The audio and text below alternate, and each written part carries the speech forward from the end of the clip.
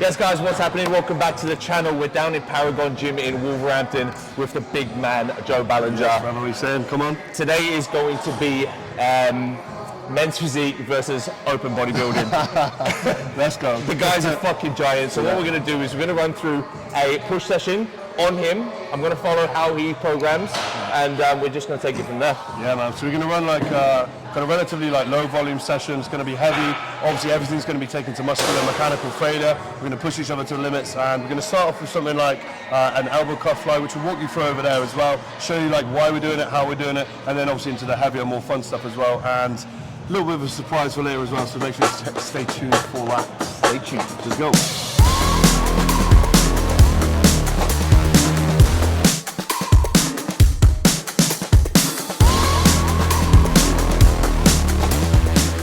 5 plates, bro. Easy. 5 plates aside? Yeah, easy. Right work.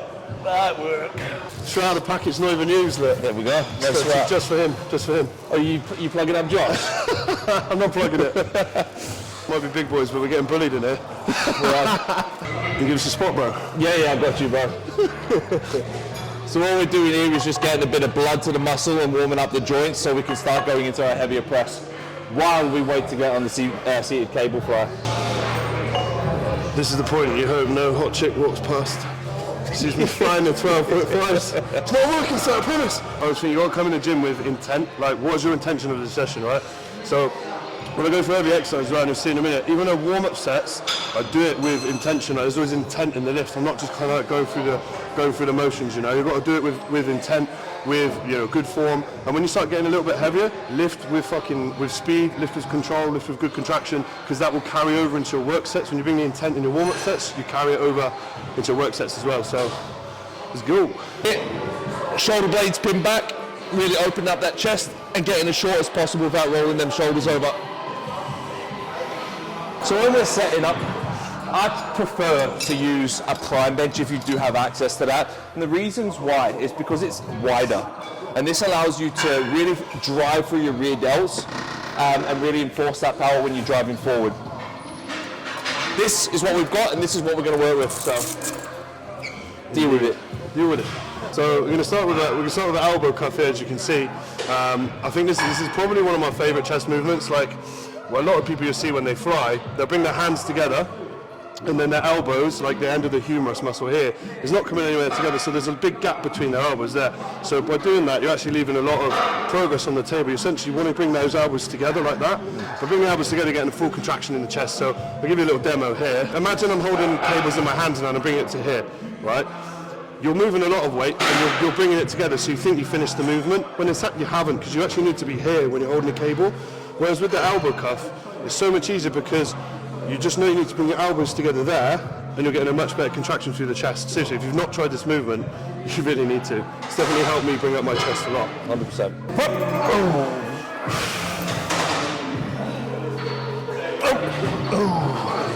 Just like Joe said, every set we do, whether it's a feeder or a top set, with intent, give everything you've got to everything. A lot of guys, especially when going heavy, and I'm sure you and both me have both been guilty of this, enjoying lifting heavy and then tempo just fucking goes out the window. So making sure, like Chris said, just controlling the eccentric most importantly, and then also at the bottom of the movement, not bouncing straight back in. A lot of people ring down and bounce straight back up. It's about taking, getting rid of that kind of that kinetic energy that you've got within the muscle, so that you have to produce some more force from the bottom. Like that force production, that's what's going to lead to increased stimulus and increased hypertrophy over time. So don't rush your movements, take time, and get strong doing that. What he said. Yeah. Yes, sir.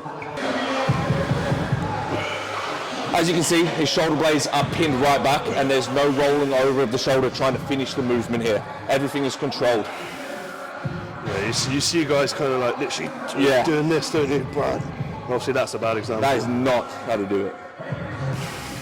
Getting nice and short without rolling shoulders over, keeping that tension on at all times. One thing that is important that I kind of see people do, especially when I go through form videos, is when they get into the machine, they just go straight into the press. Make sure you're set up correctly, everything's in position, so you're primed and ready to get the best contraction from every movement. Light work, bro. Really zoom in on them double chins, all right? Yeah. So I'm actually learning from this because my training style is completely different.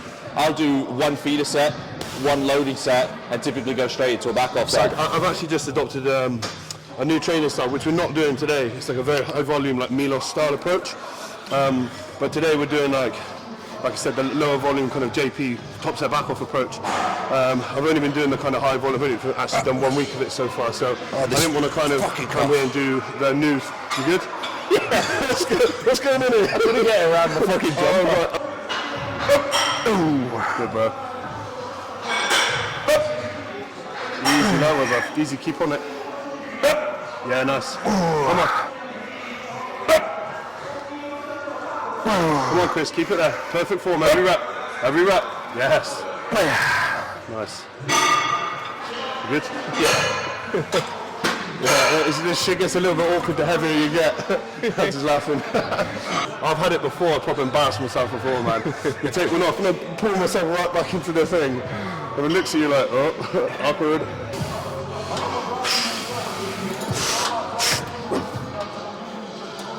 Come on, this way. Good. Nice.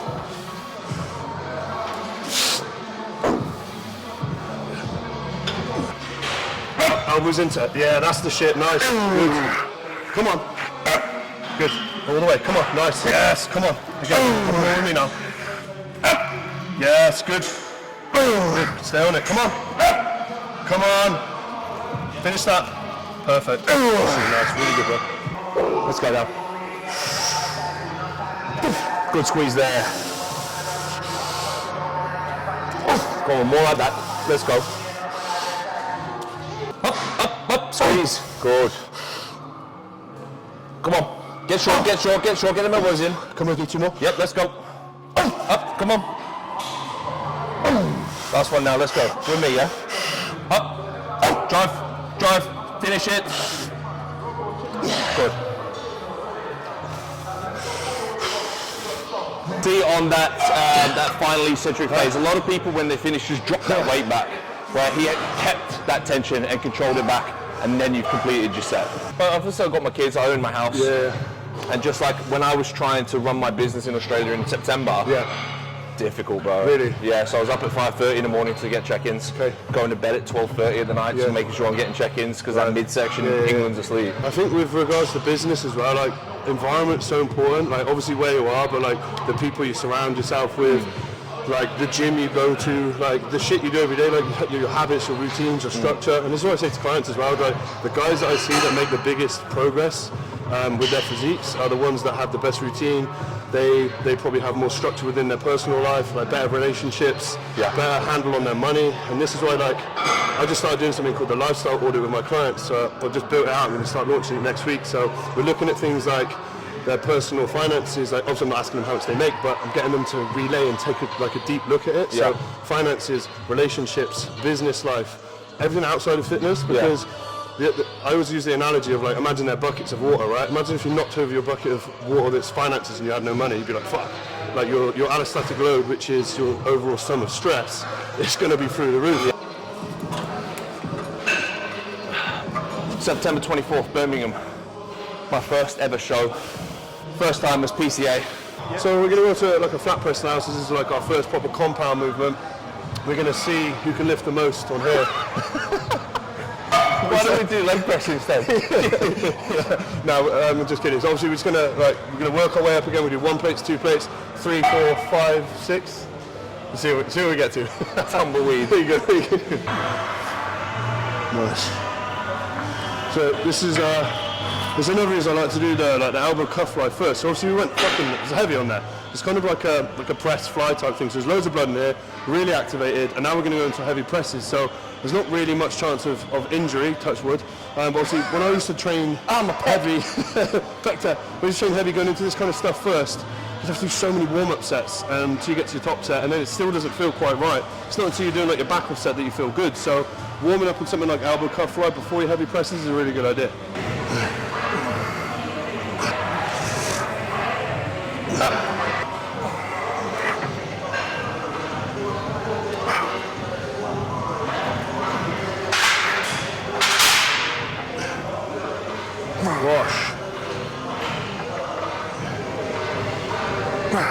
Easy, we're working.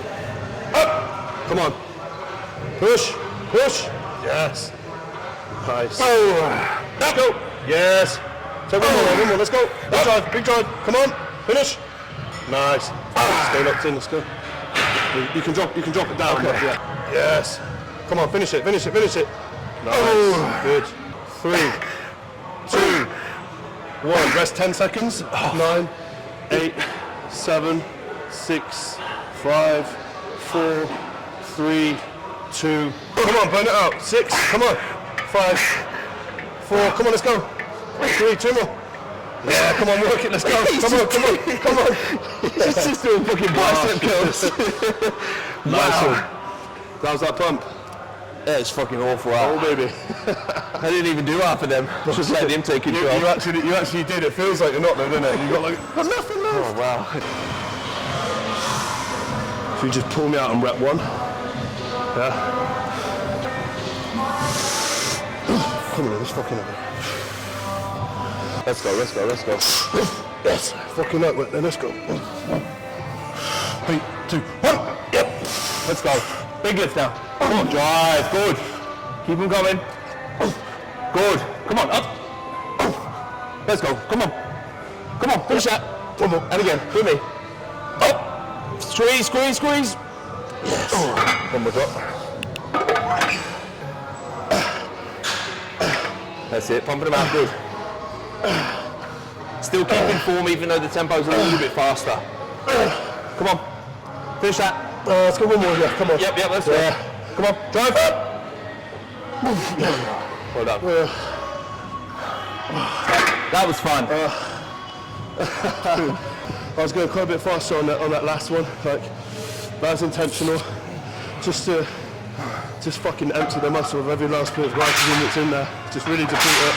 You know, we kept them controlled for all the working sets and the heavier sets, and then as you get to the back end of a drop set like that, you're pretty gassed anyway, so just bang them out, get as much blood in there as possible, and yeah, some serious stimulation. One important thing on all exercises, so I said earlier, is the setup. Sometimes I'll spend like 5 minutes, sometimes I spend like 5 minutes setting something up. If it doesn't feel right, spend a little bit longer setting it up, because it's only going to fuck your top setup. Like, if you're not like, you're biomechanically in the correct position, you're not going to be able to lift the correct load, so just make sure you get the setup right before you really push. Yeah. How'd that feel? Good.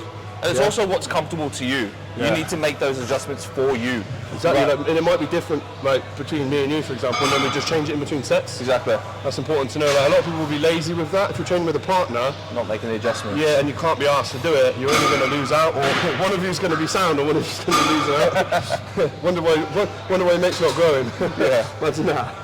I might do one on this setting just to see how it feels. That felt smooth. Yeah. One thing that I find when I'm pressing that people should really adopt into their training style is not locking out your elbows at the top. Typically you're going to find that you roll your shoulders over when you're trying to lock out, but you're also going to take off the tension. When we get into the top of the movement, having that like not full lockout in the elbow, so keep it slightly, what's the word that I'm looking for? Having that slight little bend in the elbow there is going to keep all the tension on the chest. I was looking at his head and not at the camera. Should we just go for another 20 or 10? Fuck it, we're only here once. Right answer.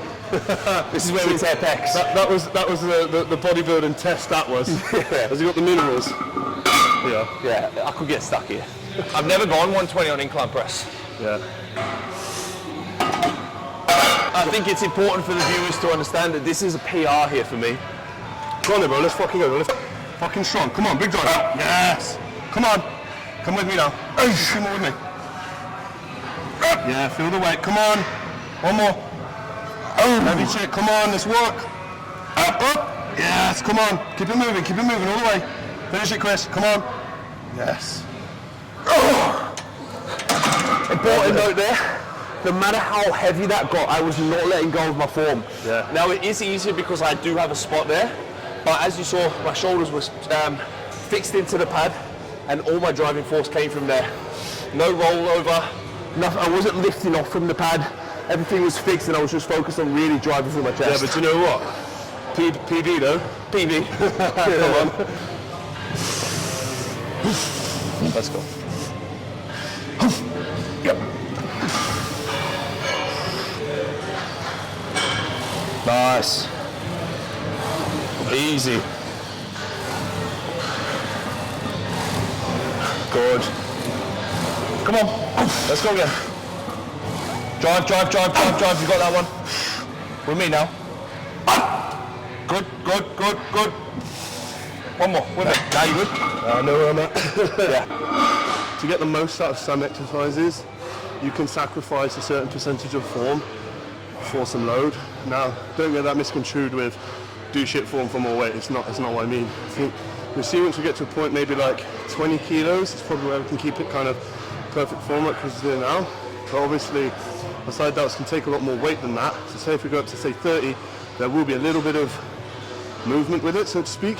But I guess it's kind of more of I don't want to say it's an advanced training tactic, so that makes it sound like a bit of a dick, but it's like not something I would advise for like a beginner user to do. I'd advise you to keep the form perfect, but as you get stronger and bigger, it's kind of one of those little skills you can adopt where you break 5% form for a little bit more load. No more than 5 to 10% though, so see how we go. Key point with this exercise, I see a lot of people with their elbow quite low, and then that's going to hit your rear delt. So what you want to do is really drive up through your elbows and keeping it all neutral through there. You're going to get far more emphasis on the side delt this way.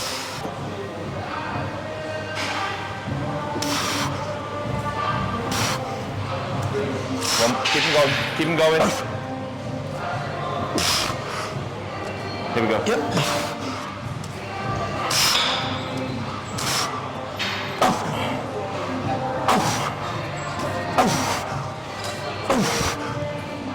Come on, keep pumping them out. Good. That's me. Yeah. Boom. Right. Come on, good. Sit 5 more. 5. 4. Come on. 3. 2. Come on, one more. Yeah, nice. Heart rate is definitely up. Keep it spicy. We've gone straight into bicep curls here. You didn't see that one coming, did you? On a push day.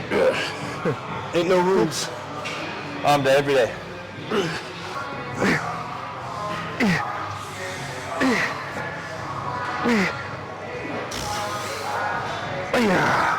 One thing with doing curls, a lot of people come up so far and they think that this is the top of the motion, top of the range.